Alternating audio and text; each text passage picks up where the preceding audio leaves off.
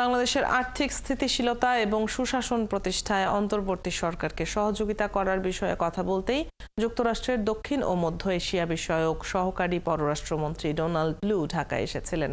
স্থানীয় সময় সোমবার পররাষ্ট্র দপ্তরের নিয়মিত ব্রিফিংয়ে এমনটা জানিয়েছেন দেশটির পররাষ্ট্র দপ্তরের মুখপাত্র ম্যাথিউ মিলার। ডোনাল্ড লুর বাংলাদেশে সফর সম্পর্কে এক সাংবাদিকের প্রশ্নের জবাবে মিলার বলেন, বাংলাদেশের অর্থনৈতিক প্রবৃদ্ধি, আর্থিক স্থিতিশীলতা, সুশাসন এবং উন্নয়নের প্রয়োজনে যুক্তরাষ্ট্র কিভাবে তাদেরকে সহযোগিতা করতে পারে এ বিষয়ে লু অন্তর্বর্তী সরকারের গুরুত্বপূর্ণ উপদেষ্টাদের সঙ্গে বৈঠক করেছেন।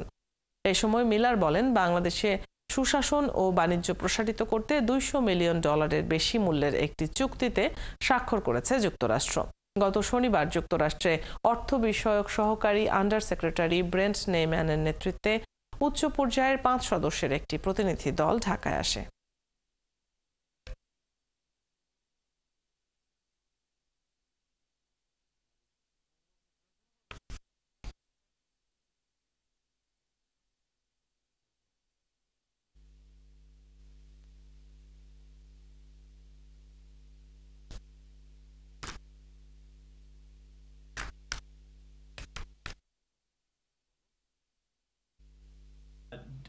David Lynn, no, only that we